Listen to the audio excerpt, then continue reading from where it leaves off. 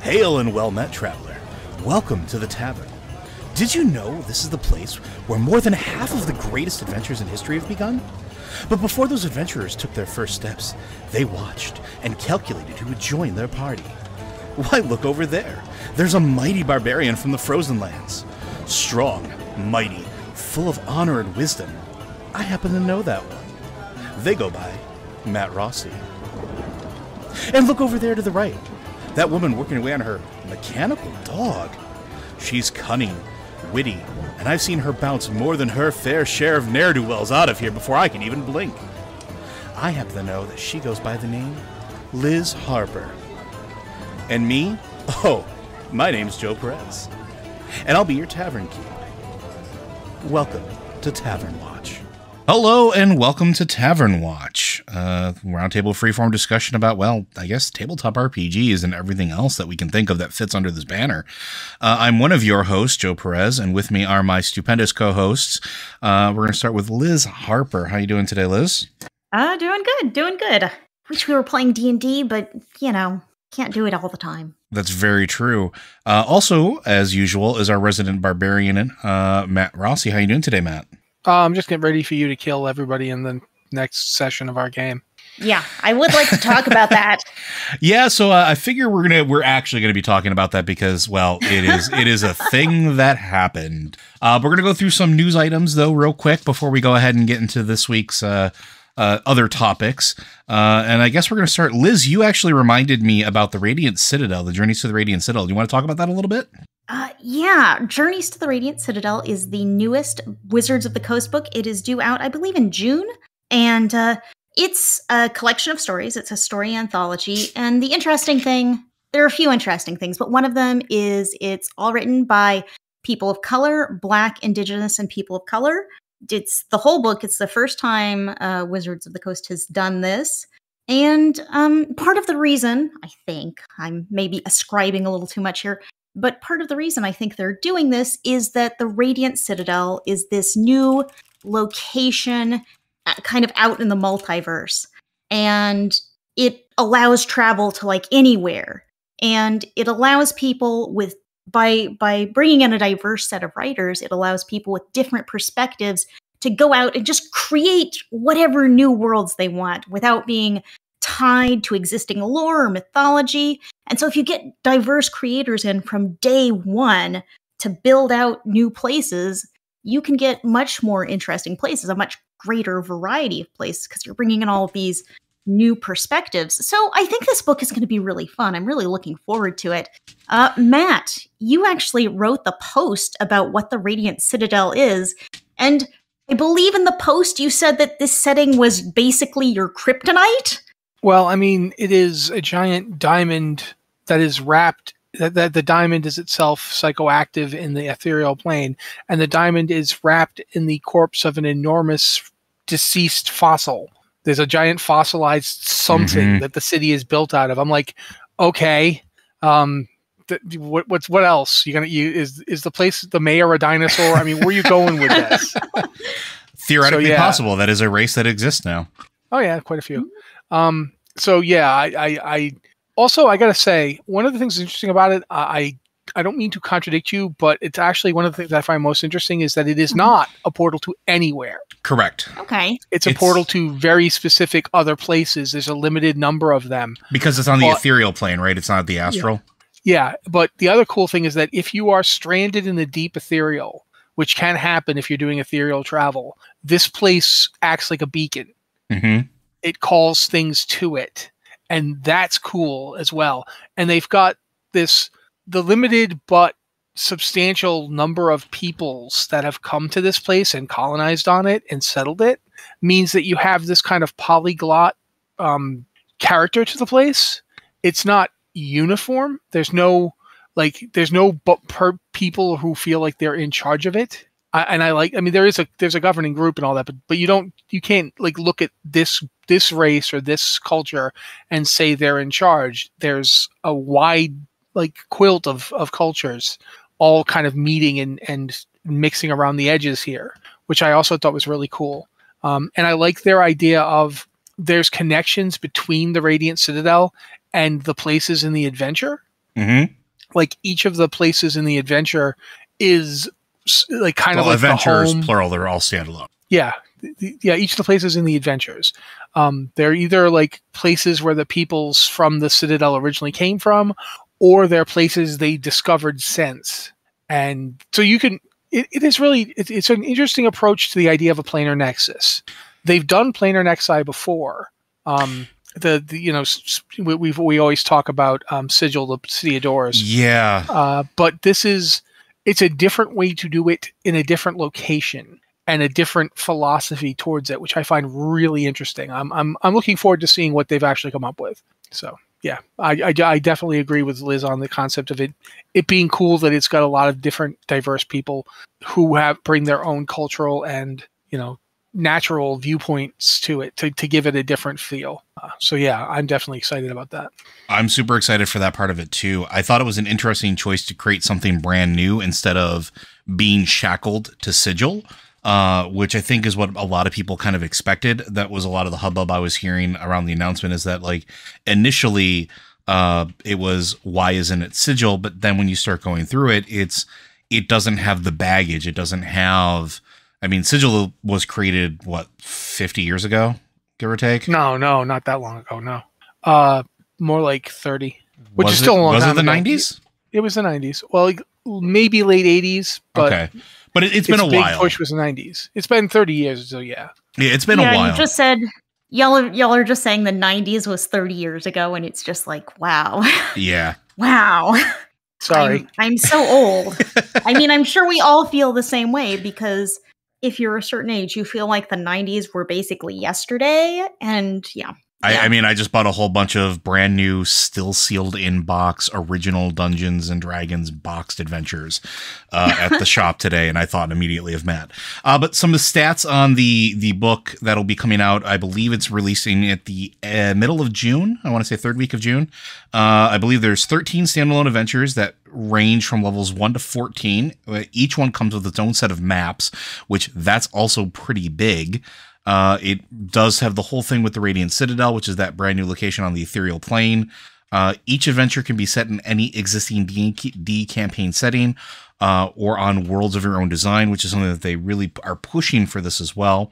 There are 11 new Dnd monsters that will be introduced in this book, and there's a story for every adventuring party contained inside of here. They wanted to make sure that the breadth of adventures available was everything from whimsical to dark and foreboding, and the entire gamut in between, which is really, really good, especially when you consider the last time they did an anthology-ish like this was Candlekeep, and there was some problems with Candlekeep, I guess we'll say.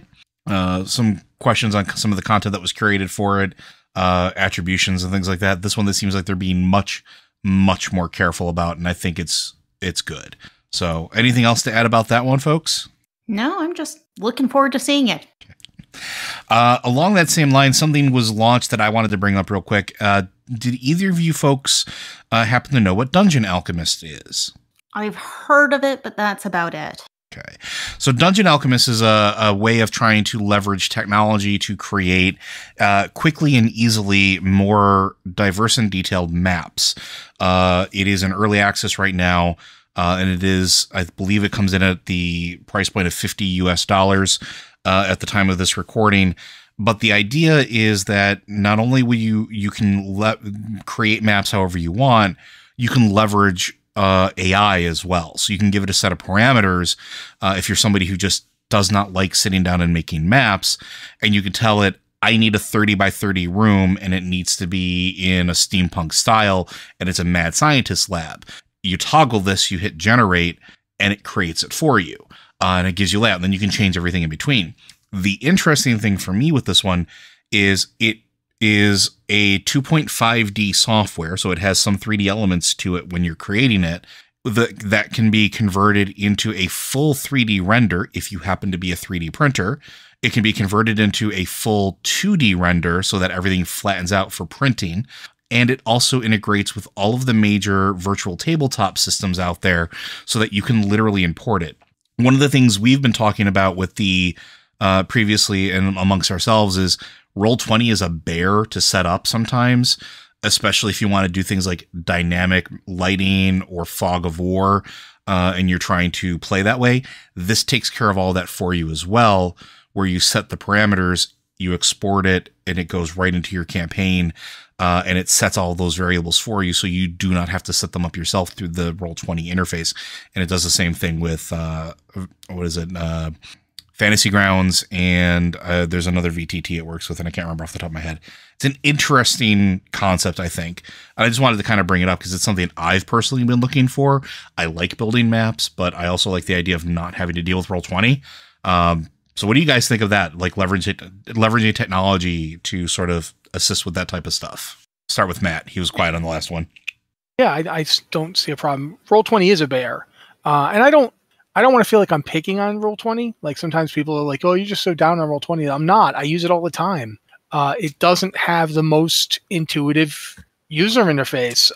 It's a lot of stuff you want to do. There's nothing that tells you how to do it unless you they have a FAQ, but that's not always really helpful, And so I don't know. I feel like barring an improvement to that system, this is a good thing to do. I mean, I'm generally happy for it, but I am waiting to see exactly how it rolls out. I'm sorry, I'm having a bit of a trouble here swallowing. That's unfortunate. I mean, if you guys remember from the last session I ran, which was I think about a week ago now, or maybe 2 weeks ago. Last week, I don't remember. Yeah. I had used a bunch of maps that I've had in one of my really old adventures I have laying around here, the ones that Joe thinks of me when he buys. And Roll20 was doing some really weird things with map size. I don't know if you guys noticed. Yes. Like some of the tunnels were like really huge and sometimes they were really small. And it was like your character portraits were all shrunk down to try to make them fit in there. And yeah, it was odd. So I wouldn't be amiss to an AI coming along and saying, "Oh no, I got this. So yeah, I think it's a good motion. All right, Liz, what do you think as a newer DM? Well, see, most of the time I'm using pre-published maps, which big help because I see people who make maps who do this for fun, and this is a big job to make a map. It's a huge thing to make a detailed map that shows everything you need to show. And I mean, some people, you can also just do a map on graph paper, but then you see things like, look at Critical Role is a really good example where you have Matt Mercer doing these hugely detailed model environments. So it's like maps can go really simple with just a grid paper and you draw out lines. You can do that. But maps can also be wildly complicated, and creating a good map takes time and effort. So if we can get a system where you can create good, interesting, usable maps in less time, and maybe if you aren't, you don't have that graphic design flair, you don't have an artistic flair, you're not that kind of person, because not everyone has that sort of skill set. Mm-hmm. But you can still make your own custom maps that fit exactly what you need to do, so you don't have to go and search for something that you can shoehorn in that works. You can make exactly what you want, but you don't need to have all of these skills, and you don't necessarily need to have all of that time. So absolutely, it seems like a great tool for DMs.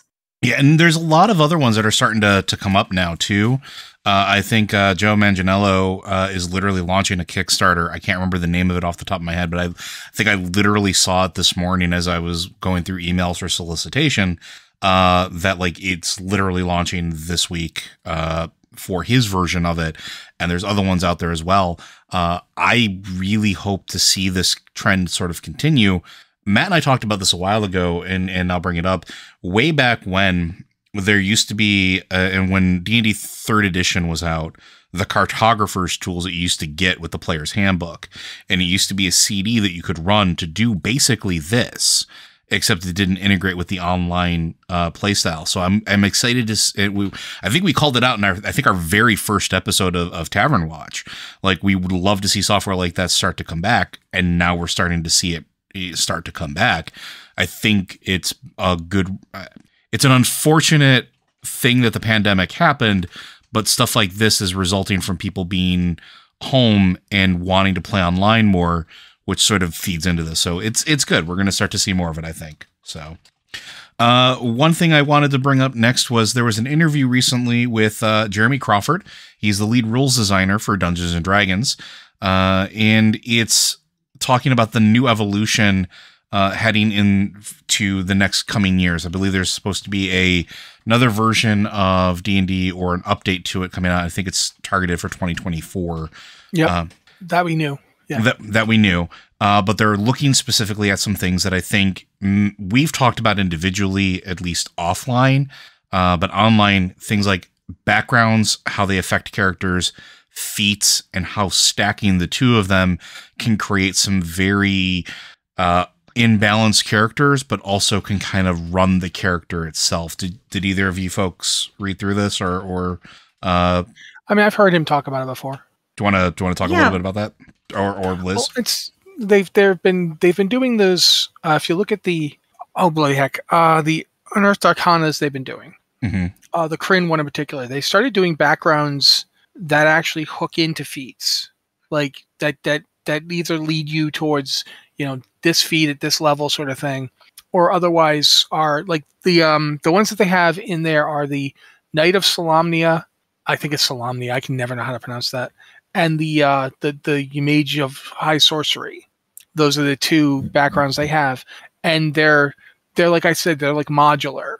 They guide you down a path of at this level take this feat sort of thing. So I thought that was interesting, and it kind of connects up to what he's talking about. I feel a little bit like, if anything, 5th edition is too restrictive on this kind of stuff. So I'm a little disheartened to hear Crawford saying this stuff. Like, it feels like they're going to make it even more restrictive than it already is, and I don't like that direction. But I do understand, what he's talking about. I do get the basic gist of it. Liz? Well, I didn't get the impression that he's talking about more restrictions or like locking players into feats, but like giving players more options. Because like Strixhaven is one that did this as well. Because if you haven't heard of Strixhaven, it's a magical school set on it's from a Magic the Gathering world, and it's this big magical university, and it has every magic school trope you can possibly think of. It's in this adventure.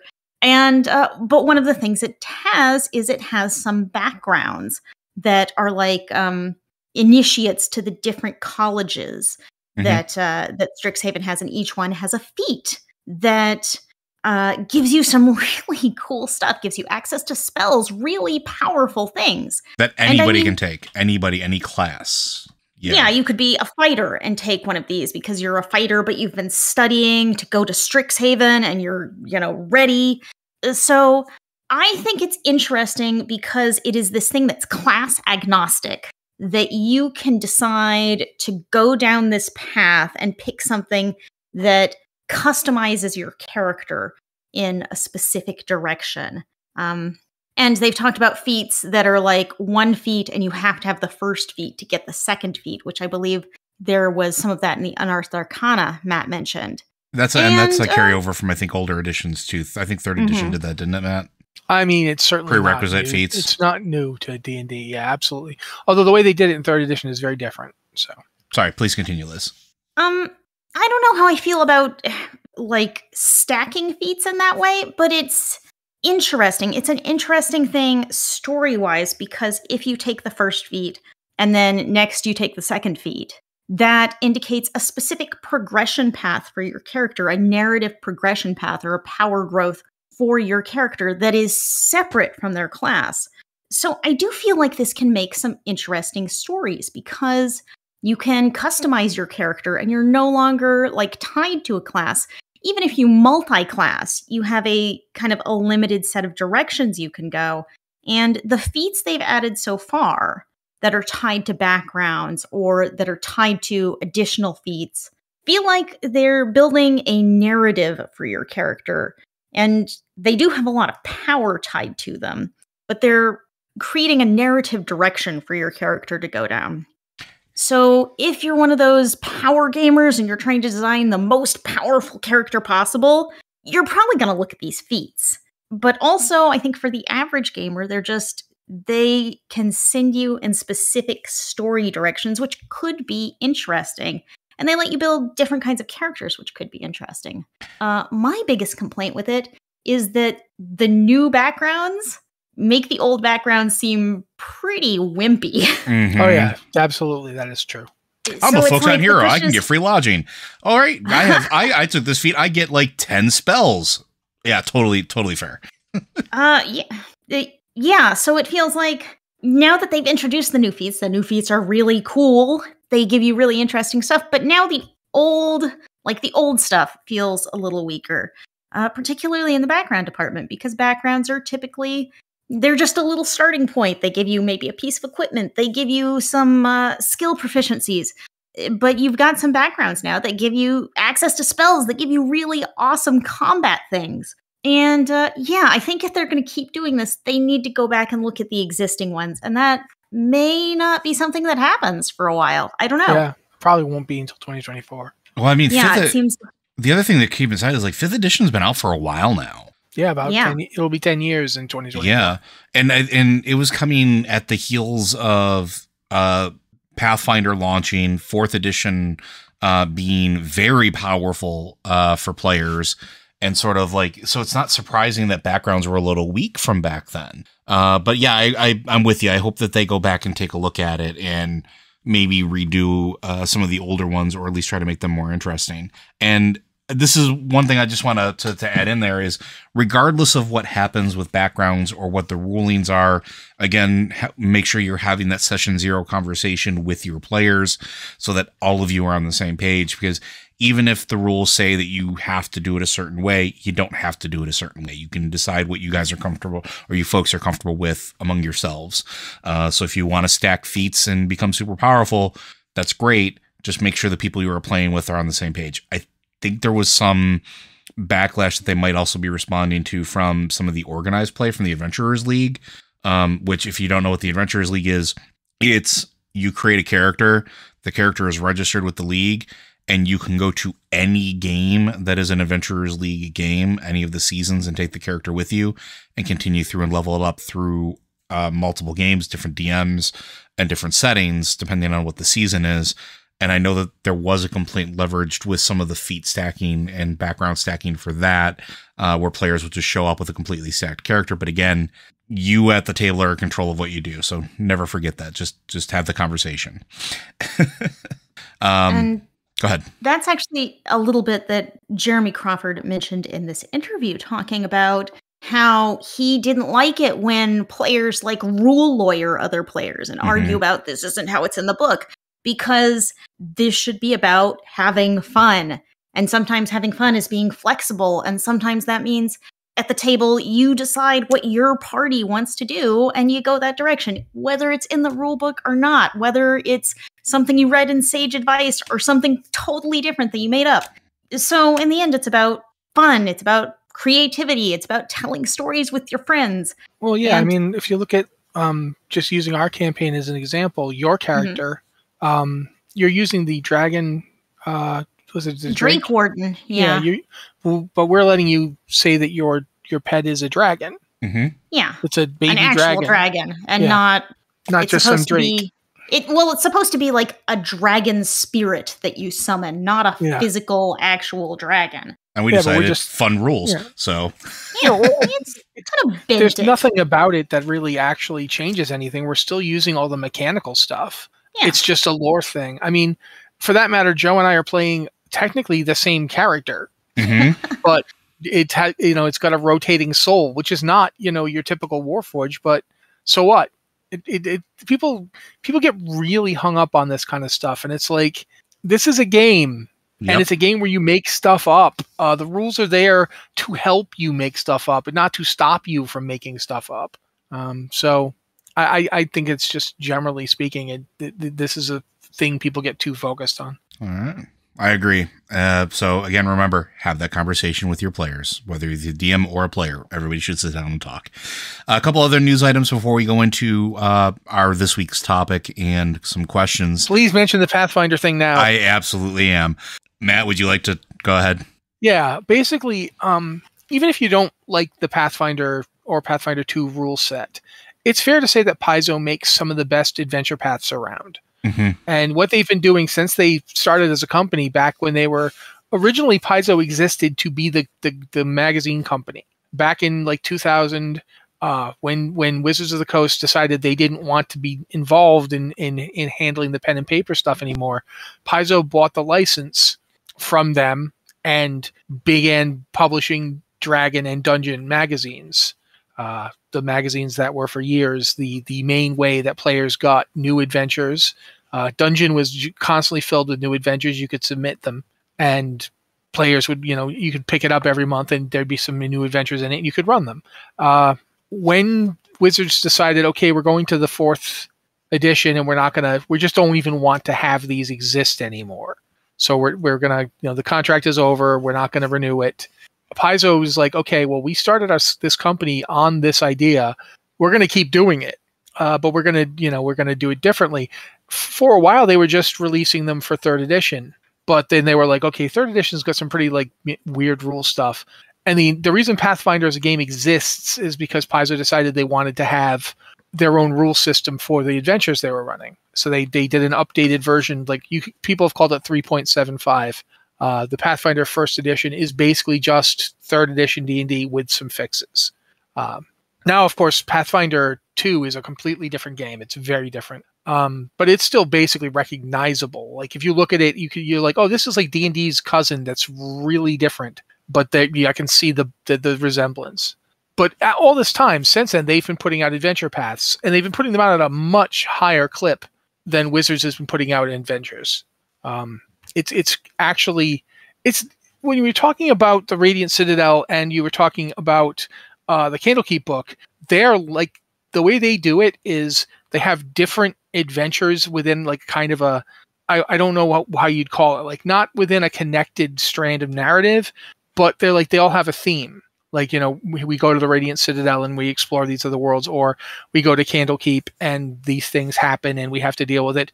But because we're a party of complete weirdos, we're going to do it completely differently than the book says. Slight reference to the Candlekeep game that Liz was running and hopefully will run again someday. One of the examples I actually have it on my shelf, is the complete collection of Rise of the Runelords, which is an amazing multi-path adventure. It harkens back to stuff like Temple of Elemental Evil, or the Slavers campaign, or the Vault of the Drow stuff. It's very much that kind of very long story that takes your character from like 1st level to like very close to max level. And now they're going to be putting these modules out, these adventure paths out for 5th edition. They're going to do conversions. They're basically going to release the exact same adventure, except it's going to be for 5th edition. I think that's amazing. They've got one that they're doing right now. The first one they're going to do, I believe it's called the Abomination one. Abomination Vaults, which is really interesting. I'm hoping eventually they'll do some of the older ones, but right now they're working on this one, and then they're going to have other ones. Apparently, they're going to have them either in like the pre-order is for October 2022, and they're going to possibly have it out in November of 2022. That's when the actual adventure path will be available. It seems like they're doing them in collections. They're not doing it. It's not the way adventure paths release over at Paizo is they release individual chapters as like kind of like modules, and then each module takes your characters a little further along the story. It looks to be they're just the 5th edition versions are just going to be like a collection of the whole thing. So I don't know, like that could be kind of expensive. Like, I don't know, like, although Paizo, I'll give Paizo credit. They do a lot of stuff in PDF. They do, actually. And and their PDFs are generally significantly cheaper than their paper books. They also are one of the few companies that offer softcover versions of their books. This is something I've recently learned through my new career path. Certain companies do not offer softcover editions, but like Paizo is one of them. Pinnacle is the other. They offer smaller softcover versions of their books. Cobalt Press as well. So they might do something along that to also, if somebody wants the physical book to keep the price down, I would be happy if they did that. Yeah. Personally. But it is. I know some people thought this meant that Paizo was like, oh, Pathfinder 2 we're giving up on it and we're just going to go straight to 5th edition. This is not the case. They're still going to keep everything in their own system. They're just, there's no reason not to. There's people right now playing 5th edition who are greedy for more published adventures. And you've got all these published adventures that you don't want them to have to convert because they don't want to do it. I mean, for the average DM, it's not that you can't do the conversion. It's that the time element is pretty significant. Like, I think everyone at this, I want to say everyone at this table, we're not actually at the table, but I think everyone here everyone here can attest that, getting the game set up, getting everybody herded into a day that they're willing to come play on, doing your own prep work so you're ready for the session. That's already a lot of work. Having to sit down and try and convert, even from relatively close cousins, it's a difficult thing. Like, you can't just run a Pathfinder monster in a 5th edition. They have different rules for combat. So I think it's a good move on their part to get to basically step into that void, for lack of a better word, and say, look, you've got a campaign that needs more stuff. Here's more stuff. So I'm personally think it's a good move. I think it's a good idea. It's also really important because one of the things I've also noticed, now that I am a level 1 shopkeep NPC, is that one of the most frequently asked questions for people who are just starting in running tabletop RPGs is there an adventure that I can just buy and run to get my feet wet? And always having more options is good. And Paizo's adventure paths are good. They are really well thought out from a running perspective. They give you all of the notes that you need in order to do it effectively, and they give you the leeway to add or subtract as you need to. I will always give them credit for that. And so, more options is good because I can go, here you go. Here's something that you can run from level 1 to level 6. Have fun. That's a win in my book too, because it does something that we talk about a lot, which is continuing to make the hobby more accessible. I'm all for it. Yeah, Paizo, I mean, every game company out there has its problems, and Paizo has had its problems. But I will say this, that they've done a really good job of getting a lot of different people to write adventures. So there's a lot of different feel to the various adventures. So I'm looking forward to seeing, I flat out, I want them to do Rise of the Rune Lords for this, because I'd love to put you guys through some of that. Just to watch what you do. I no campaign ever completely understands what its players will do until they do it. And that's one of the things I'd love to see. But yeah, I guess that's it. That's all I've got to say on that. Liz, do you have anything to add to that? No. Well, okay, yes. I think part of this has to be about, because D&D is so popular, D&D has such a large audience, and Paizo is not a big company. It makes a lot of sense for them to convert their adventures to 5th edition and publish them there, because there are people out there who don't even know what Paizo is. The people who have gotten into D&D because of all of these live streams that are really popular right now. And they've never heard of Paizo. So by putting out adventures that are accessible to these people, Paizo kind of continues its own success. And that's a good thing, because we need different people out there. We need different companies and different types of people creating adventures. It should be pointed out, too, that Pathfinder/Paizo is the only union shop amongst the bigger game companies right now. Yep. So yeah, it's a good thing for all of tabletop, for more people to be creating tabletop content and enjoying tabletop content. And by bringing this over to 5th edition, they're bringing it to more people. And that's a good thing for everybody. Agreed. Speaking of other content that's released, we're just going to mention this real quickly before we move on. If you are a fan of Critical Role and you have been following the books that have been releasing as official WOTC products, Call of the Netherdeep has recently released in the last couple weeks and is available for purchase. It does follow the campaign that was set in that same setting, so you can relive or create your own adventures as you see fit. Not really much else to add to it, unless either of you have anything you want to add. So, well, I will. Laudna's really cool. Sorry, I really love what they're doing with their characters. This campaign, which is not this adventure, is not the campaign they're currently doing, but it's on the same continent. So, I that's all I got. Liz? Well, I'll point out one thing that's kind of interesting that they've done here. Is like, every D&D group is like an adventuring party, and you're going out there, you're having your adventures, you're making your own stories. And one of the things Call of the Netherdeep has is it has like a rival adventuring party that is kind of, you could make it as an antagonist, or you could make it where you're friends with them. And kind of this party has some of the same goals the adventure sets you on. And you kind of have these NPCs that are competing with you throughout, and how you interact with those NPCs will develop relationships in different ways. And Matt Mercer talked about it. Like, think of these NPCs as like your player character. You can, while the players are out having their adventures, you can think about what they're doing. And when they show up, you are playing these characters like they're just kind of rival adventurers. And that's kind of an interesting concept. And it's also something that Strixhaven does, because it has this whole cast of students that are at school with you doing all sorts of things while you're doing your usual everyday things. And you can become totally best friends with them, or you can become their worst enemy, and different things happen in the game depending on whether you're friends or rivals. And I think that's a really interesting system to kind of build into the adventure.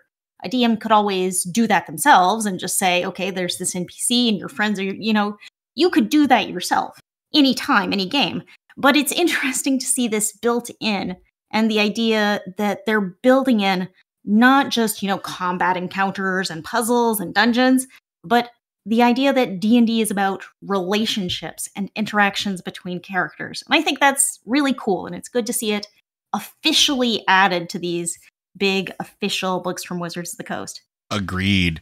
Now, we are not official, and we are not sponsored by Wizards of the Coast. I mean, if you want to, we can always talk.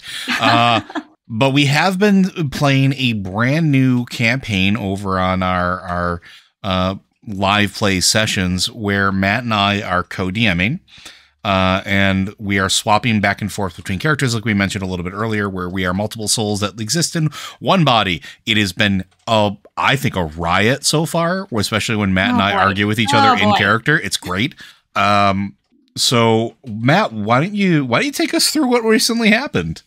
Nothing really all that important. The players won a house as one of their rewards for foiling a evil cult and bringing a powerful magical relic to a goblin alchemist who's going to make something really cool with it.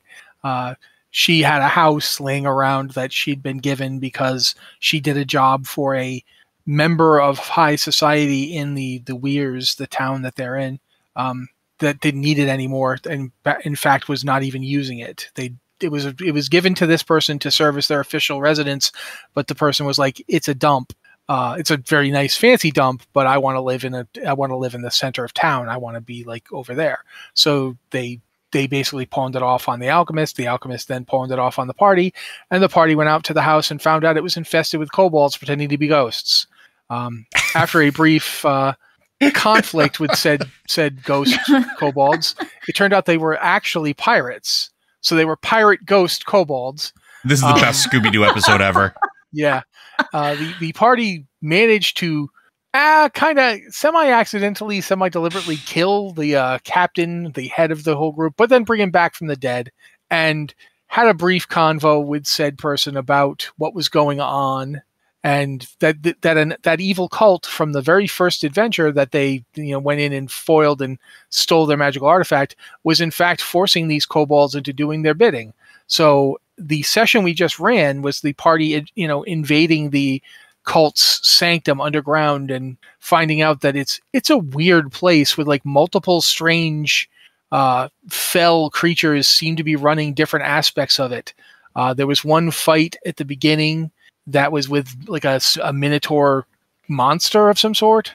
And then later on, they get into a fight with 3 brain monsters that seem to be able to pop in and out of people's bodies. They dealt with 2 of them, but one of them got away. However, one of the things they found was that there's all sorts of stuff from other planes of existence in this dungeon, including some magical artifacts, some very powerful magical artifacts. Although I should also mention they found, in addition to the magical artifacts, they found something like 17,000 gold pieces value of gold. I have a question about 17,000 gold pieces. Can we even carry 17,000 gold pieces? This is a lot of gold pieces. Yes. Well, it's not actually in gold piece form entirely. Like some of it's gold pieces. Although some of those gold pieces look really weird to you guys. Like you don't know what like is why is this thing triangular?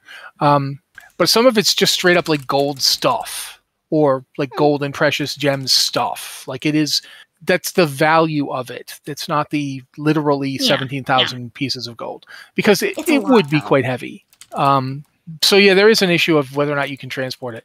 But yeah, that's true. But yeah, in addition, there was a Rod of Lordly Might that was identified last week, which is, if you guys have never seen the Rod of Lordly Might, it's actually a fun magical item. And it's got a lot of uses. It's a very powerful item. It can also be used as a weapon. Yep. It's essentially a mace. Several different weapons, actually. Yeah. Yeah, you use the buttons. But unfortunately for the rod, anywhere else it would be the most impressive magical item that had dropped. Unfortunately, there's also a deck of cards. Boy. There's 2 different kinds of deck of many things. There's the smaller deck, and then there's the full deck. And this is apparently a full deck from the deck of many things. It's got all 22 cards. Except one of them has been used. So for context, when this was happening, I wasn't feeling well, so I wasn't actually present. I was just doing the recording. So if you go back and listen, I'm not there. Matt's piloting my character, which makes sense since and Liz was actually doing that. All right, Liz was doing the mechanical stuff. Excuse me. To various levels of success, but I didn't get you killed. So I think that's a huge success. Yeah. But I had come. I was gonna say I did walk you straight into a trap, but it worked out in the end. That's fine. I'm not dead. It's fine. But I came back to check on the recording to make sure everything was still going, and it was at the point where the deck had been identified, and I was trying so hard not to like laugh and ruin the flow, but I just gave Matt like a slow clap at the end of it. And then I think, Liz, your response was probably my favorite thing ever once you realized what it was, which was you started rolling up a new character. Oh yeah, I am ready. Should we? I mean, the deck of many things is one of those items that is either loved or hated. I actually wrote an article about it on the site a long time ago. I remembered. I know you did. Can someone explain what the deck of many things is for anyone in the audience who is not familiar? I was actually just getting that. So the deck of many things, being a magical deck of cards, is something that your player can, or as a player, you can declare that your character is going to draw X number of cards. You have to draw that many cards, and it's almost like a tarot deck. Each card has a very specific effect. Some of these things are beneficial. Some of these things are less than ideal. Some of them will instantaneously kill your character. And some of them will be, depending on which card what you draw, you can have the ultimate one, which is the Wish spell. It is one of the only ways in the current 5e setup to actually have potential access to the Wish spell. It is absolutely insane. Some of the effects are: you draw a card, an avatar of death spawns, not death itself, an avatar of death. You have to 1v1 death. And if you die, well, sorry. Yeah, you're done. Or you could draw a card that if you take out the next opponent or next thing solo, doesn't matter what it is, but if nobody helps you, you instantaneously get a level up. or you instantaneously become the owner of a keep that you have knowledge it exists, maybe not necessarily where, but you are the lord of that keep now. Or you could have your soul ripped out of your body and shoved away in a container and placed somewhere else that you need to be rescued. And yeah, there's a lot of wacky and weird things. It is unpredictable. And it has been the bane of players and DMs for a very long time. I personally love it because I love chaos. I think it is a great storytelling aspect when it comes to this stuff. But everybody can draw those cards. And the interesting thing is when you declare, like, let's say you were going to draw 3. You have to draw 3 cards. You draw the first one, you have to draw the next one within an hour. If you don't, every card you have left, so the other 2, draw themselves, and the effects take place instantaneously. If you say that you're going to draw 20 cards and you draw 1 and don't draw the others, all 19 other cards draw themselves and all 19 effects take control. It's a weird form of gambling in game, and I kind of love it. So yeah, I think I did that quick and justice. That's like a quick and dirty version of it. Yeah. That's enough for people to understand how bad it can be. And Matt knows that this is dangerous because my character is immediately going to draw cards. His character is holding the deck. Yeah, and I haven't told him. You don't understand. You don't understand. Oh, like, I understand, Joe. Yeah, I understand full well what I have done. And then Liz was like, "What are you going to do if you just die? Like your soul getting ripped from your body?" I'm like, I'm already a soul that doesn't have a body. It's fine. I'll just spin up another soul. It'll be not a big deal. So yeah, we'll see what happens. It was intended to be the end of my current run as DM, but unfortunately, due to the fact that it is a bit of a dungeon crawl, it took longer to get through than I was hoping. I'm hoping that the next session will basically be the denouement of all this, and then the next time we run, Joe will be running and I will be playing, and so he'll get to have to clean up whatever I did. So there's that too. It's a parting gift. Yes. I'm also interested to see if anybody else in the party is going to draw it. I think Anne will, because Anne seems to be a chaos demon as well, and I'm kind of here for it. I don't know if you will, Liz. You seem kind of on the fence about it. No. I mean, I don't think I, myself, enjoy chaos, and I enjoy the idea that a roll of the dice can just really do anything, can do something really good. I love this idea. My character does not love this idea. Yeah, your character is in charge of a little baby dragon. Yes, that too. I mean, this is an older character. This character has high wisdom, and I think she's very deliberate in her actions. So I think she's not going to like anything about this. Nothing.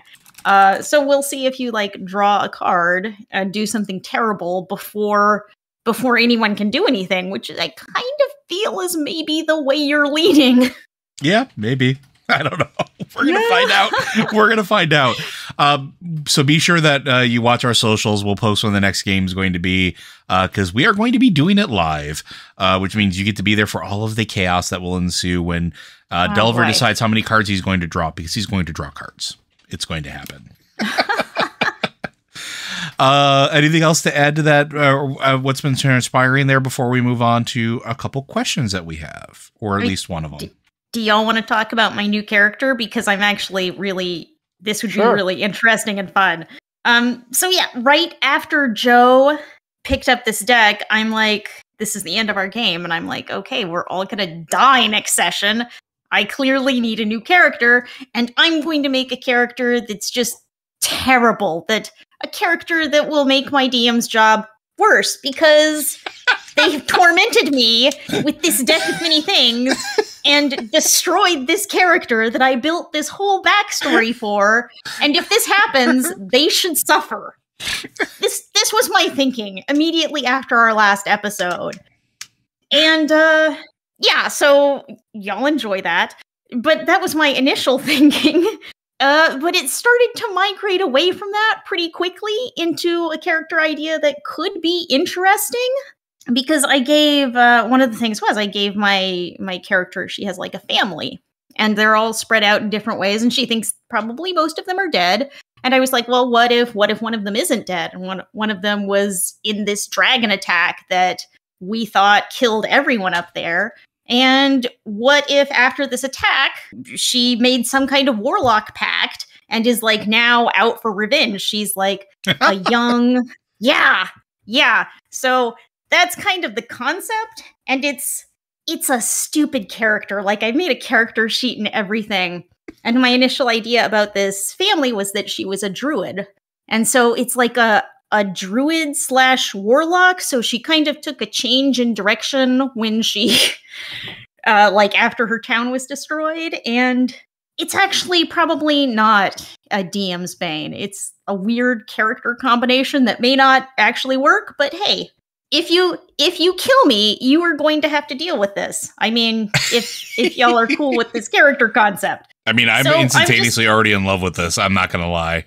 Yeah, I pretty much am. Whatever you want to do, I'll figure out a way for it to happen. So yeah, I've never heard of a druid / warlock before. This isn't a natural combination, but like as I started thinking about it, I'm like, this is weird and also fun. So I kind of love it. There's an interesting thing about that, actually. It does make sense. Warlocks aren't necessarily always infernal. You can actually be tied to an archfey that exists in the Feywilds, which has ties to druidry. There's a lot of ways you could make that work that are just like really ridiculously flavorful. So it's like, it's really nifty. Like, and that's one thing, like, and then we can, I don't know if we're gonna have time for questions after this.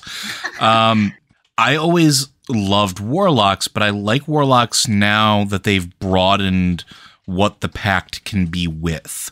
Because before it had to be an eldritch god or something along those lines, but you can be a warlock of a god. You can be a warlock of a bog standard god. You can be a warlock of an archfey. You can be a warlock of any powerful being that deigns to give you a portion of its power, which really opens it up to customize your character. So you could be a druid that decides, nah, that ain't it. I need Eldritch Blast now, and go and get Eldritch Blast, and be tied perfectly thematically. You could serve the god Sylvanas, which is an actual god. This is not a Warcraft thing. Sylvanas is a druid god. But like there is a ton of really cool, nifty things that you could do with it. So I'm here for it. I'm not gonna lie. Yeah, I was actually I was going through patrons and I was like, I'm going to be a Hexblade Warlock because those are nightmares. And then I'm like, no, that doesn't really make sense. And I thought about an Undying patron Warlock who had made a pact with like an ancient dragon ghost or something, because there's a whole dragon theme going on with this area. And Undying is actually, I don't know that Undying is all that powerful, but it's really like, it's very flavorful because you're making this pact with kind of an undead entity. And of course, Matt mentioned Laudna earlier from Critical Role. That is her warlock pact, and she's always doing this. What's it called? The Form of Dread, where she just you can just change into this dreadful visage and just scare the heck out of everyone around you. And it's always hilarious when she does it, but it's like a terrifying idea. And this whole thing is like totally different from the character I'm playing now, who is like old and wise and very, very thoughtful about her actions. This would be someone who is young and angry and really wants to solve this problem by killing everyone who has wronged her and her family. So it would be a totally different trajectory, and I'm kind of here for it, and here for it being on a roll of the dice and just like, okay, maybe this happens, maybe this doesn't happen. But yeah, it's like this cool idea that just emerges as a possibility based on all of the other things happening in the game. And not necessarily like going in and thinking, I'm going to create this really powerful character, even though that's sort of how I started. It's like going in and like thinking about the story and thinking about, okay, this could be an interesting thing to do and pull it in based on the other things in the story. Which I guess that's going to lead into the one of the questions we got, and I kind of want to throw it in there because this seems like a perfect fit. And it's from Tetsemi, who asks, when you're world building or creating a character to play, what methodology do you use to come up with your names? And I mean, Liz, since you were just talking about creating your character, do you have a methodology or something that you use to pick your character names? Because your character names are usually like spot on. at least from what I've seen. I mean, I usually go to like, baby name sites and just kind of scroll around until I find something that just sort of sounds right and feels right, if that makes sense. And like in this case, I kind of built out, my character's name is Ishra, and her daughter's name is, I believe, Riva, and Riva is this kind of second character concept that I'm thinking about. And like I find the first name that I like, and I just sort of go and scroll around until I find something I like. And then usually, like in this case, I branched out and looked at, okay, what are names from that kind of same background or that same language or same ethnicity, and kind of, I look for something that's similar and that kind of sounds right in that vein. But yeah, it's really baby name sites, because there are things with like there's sites with tons of names. And you can just say, okay, I want kind of an I name or an ish name, and just kind of go from there and search. So yeah, baby names, D&D character names, not that far apart on the chart. That's totally fair. Matt, what about you? I make them up. Yes. I mean, I'm sorry. No, that's a good strategy. I just generally, I sit down and think about a name. It depends too on the setting. For example, in the setting that you guys didn't really get to explore too much, in fact, you never actually went to it, but that's connected on the same world as the Radiant setting, there's a pseudo-Roman Empire, and so the characters from that place tend to have names that sound like Roman people. Mm-hmm. Like one character is one of the characters that I've actually played before, and I'm even written a couple of short stories with her. Is named Geranton Scythianus, and Scythianus is her family name. Geranton is her given name, and like the gens and the so forth. And no one calls her Geranton. Her name, they call her Jera. But that, like, or another example was my barbarian that I was playing for a long time. Her name is technically Ristana Ok Kaltjarn. Kaltjarn's her mother.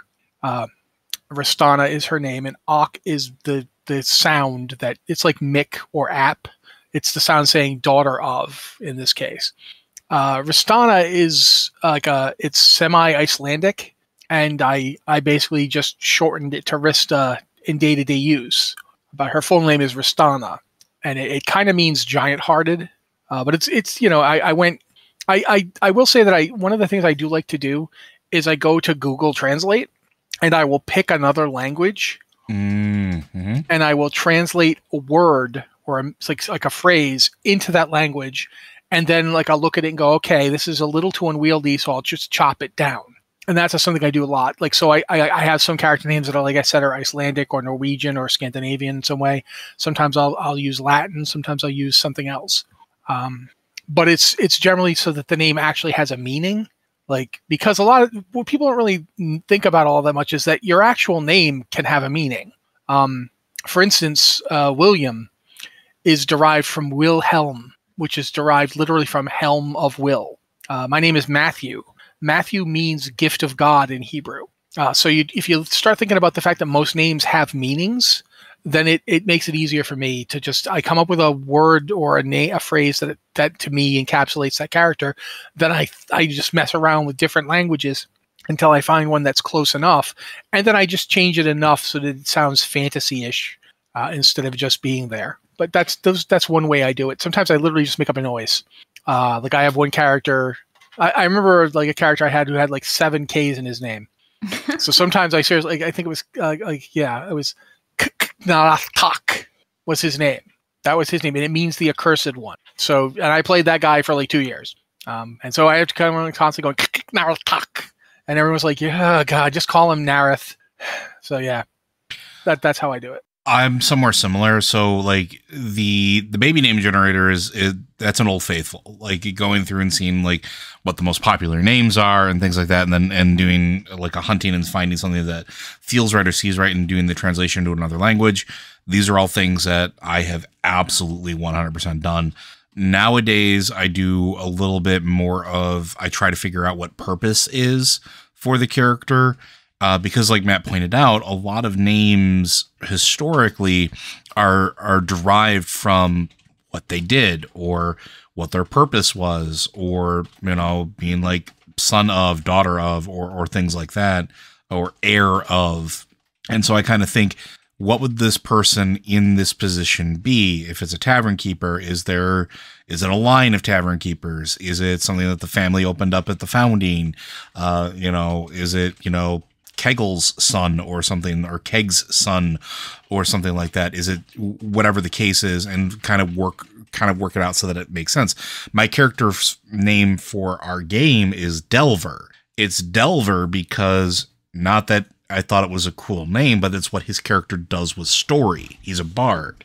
His entire purpose is gather story, dive into a situation, record the story, bring it back so that others can hear it. He delves into the story of it.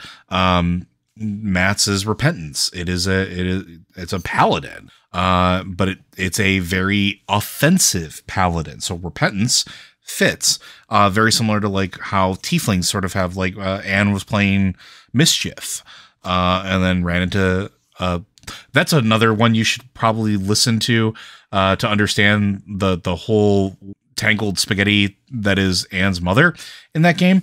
But there's Caution and like all sorts of really cool stuff like that. That's where I kind of go. Like, what is the purpose of the character, and then work backwards from that. In the game that I'm currently doing on Sundays for Wayward Revelry, my character's name is Elafor. It is literally was derived from one who studies, and I forgot what language I like backwards moved this from. But it was literally, that's what it was, because he's a nerd. That's his entire character concept. He's an owl nerd. And it just kind of fit. So that's where I am at right now. And I do the same thing with my NPCs a lot too. Like when I come up with names in there, it's either NPCs that existed that somebody else already named for me, because I do let players decide stuff like that, and I love using that, or I try to work back from purpose. So, anything else to add on that one? No, I think I pretty much covered it for myself. Liz? No. Okay, so that's going to go ahead and do it for this episode of Tavern Watch. Again, if you have questions for us that you want us to go through, or topics you want to cover, feel free to send them in. You can send them in to podcast@blizzardwatch.com or through one of our various channels in our Discord server. If you're a Patreon supporter, you do get first billing. You can get that to our Patreon podcast and Q questions channel. And if you can't support us on Patreon, we understand, but we do have a Q and podcast questions channel that you can also toss them into. Just specify what show it's for. And as a reminder, Blizzard Watch is made possible due to the generous contributions at patreon.com/BlizzardWatch. Your continued support means this podcast site and community is able to thrive and grow. Blizzard Watch supporters enjoy exclusive benefits like early access to the podcast, a better chance at having your question answered on our podcast or the queue, and an ads-free site experience. Do we have anything coming up that we need to plug, Liz? Well, we should be playing our next Weirs game this coming Saturday. I believe we put that on the schedule, which means we may find out what happens with that deck of many things very soon. That'll be April 9th, I believe is the next coming one, right? Yep. Yes. So yes, as of the time of this recording, be sure to join us, and you can find us on twitch.tv/BlizzardWatch. Anything else we need to plug? Well, we'll be doing Wildland the Witchlight game within this month as well. Yes. Right now that is scheduled for the 16th, and we'll see how that one goes. Where we are way beyond where we thought we were going to be. It is going to be fun. But be sure to stop by and tune in for those. And again, folks, thank you very much for your continued support. We'll catch you next time. Bye.